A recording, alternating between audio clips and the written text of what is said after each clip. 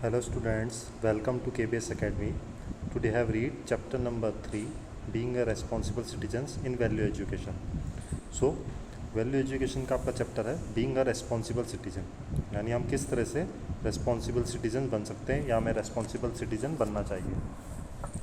तो हर पर्सन की कुछ ना कुछ रेस्पॉन्सिबिलिटीज़ होती है। जो भी पर्सन अपनी रेस्पॉन्सिबिलिटी को फॉलो करता है, पूरी करता है, वो ही अच्छा सिटीज़न होता है। सो ये आपकी जो स्टोरी है वो एक करेक्टर के ऊपर है जिसका नेम है Rohit. Rohit was a careless boy. Rohit बहुत ही केयरलेस बॉय है। वो अपनी मदर की एक भी बात नहीं सुनता। जैसे कि रोहित की मदर उससे बोलती है कि आप स्विच ऑफ करो कंप्यूटर का, लाइट ऑफ करिए, फ़ैन ऑफ करिए, खेलने जाने से पहले आप सब कुछ ऑफ करके जाइए, तो वो फॉलो नहीं करता, जिससे जो उसका इलेक्ट्रिसिटी चार्ज है वो भी बहुत हाई है। तो वो इसको फॉलो नहीं करता, अपने कंट्री के बारे में भी नहीं सोचता और बहुत ही केयरलेस है। सो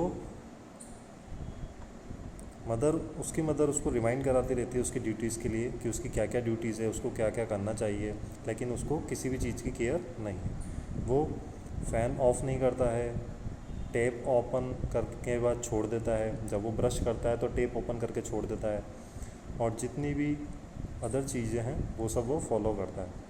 सो जब वो टेप ओपन करता है, so wasting of lot of water, continue lot of water का वेस्टिंग होती रहती है। तो इसी तरह से एक दिन वो अपने घर में अकेला था। रोहित रोज़ की तरह ब्रश कर रहा था, तभी उसने टेप ऑन कर रखा था। देन तभी अचानक एकदम से वाटर सप्लाई चली गई।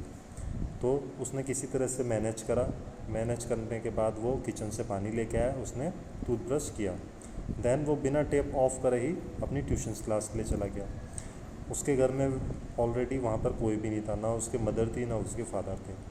तो उसकी एब्सेंस में वाटर सप्लाई दोबारा से रिज्यूम हो गई, दोबारा से वाटर सप्लाई स्टार्ट हो गई। सो अब पानी कंटिन्यू बहने लगा।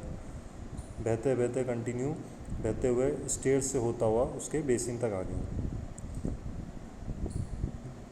फ्लडिंग द प्लेस, और पूरी जगह पे पानी पानी हो गया। जब नेबर को पता चला कि उनके मेन डोर से पानी आ रहा है, तो नेबर्स भी वहाँ पर आए। उन्होंने रोहित की मदर्स को बुलाने की कोशिश करी, और जब तक उन्होंने मेन कनेक्शन एंड कर दिया, मेन कनेक्शन क्लोज कर दिया, जिससे कि एक्स्ट्रा पानी अब फ्लो नहीं हो और पानी वेस्टेज नहीं हो। सो कुछ देर तक पानी सप्लाई इसी तरह से बंद रहा, तो लोगों को बहुत ही दिक्कत आई। देन रोहित और उसकी मदर कुछ टाइम के बाद आए। उन्होंने लॉक ओपन करा तो वहाँ देखा तो वहाँ पानी पानी हो रहा था। सो उनके रेजिडेंट्स ने रोहित से कहा, यू आर रेस्पॉन्सिबल सिटीजन, तुम बहुत ही इररेस्पॉन्सिबल हो, तुम अपनी रेस्पॉन्सिबिलिटी को फॉलो नहीं करते हो। Come and clean the water, तो अब तुम आओ और ये पानी को साफ़ करो। Accident take place on the stair, अगर तब तक कोई दोबारा से एक्सीडेंट नहीं हो जाए एलिवेटर पर, स्टेयर्स पर। तो सभी पीपल्स आए, वो अपने अपने मॉक्स और बकेट्स लेके आए, और उन्होंने उनकी क्लीनिंग करना स्टार्ट कर दी, पानी को सुखाना स्टार्ट कर दिया। रोहित मदर ने भी क्विकली फटाफट से सोप लिया और उसको ड्रेन करने लगी, पानी को रिलीज़ करने लगी ड्रेन के अंदर, जिससे कि पानी सारा सूख जाए। बाकी बचे हुए भी सब वाइपिंग करने लगे वाटर को, और कुछ ने किचन्स के वाटर को साफ़ किया। रोहित भी ये काम करने लगे। अब सब ये काम बहुत जल्दी से कर रहे थे, तो उसको रियलाइज़ हुआ कि वो बहुत ही इररेस्पॉन्सिबल है, वो अपनी रेस्पॉन्सिबिलिटी को फॉलो नहीं करता। सो इस तरह से बहुत सारी प्रॉपर्टी और फर्नीचर को उन्होंने डैमेज होने से बचाया। सभी ने बिना कुछ सोचे करे उनकी मदद की। This were such a good people, तो ये सभी लोग अच्छे लोग थे। तभी रोहित के फादर भी वहाँ पर आते हैं, और वो उनको ऑफ़र करते हैं कि वो अनदर एक और टैंकर पानी का टैंकर उन सब रेजिडेंट्स के लिए मंगवा देंगे। लेकिन उन सब नेबर्स ने उनको मना कर दिया कि आप ये नहीं मंगाओ, ये मनी आप रोहित को दो, और रोहित को बोले कि आप रेस्पॉन्सिबल सिटीज़न बने।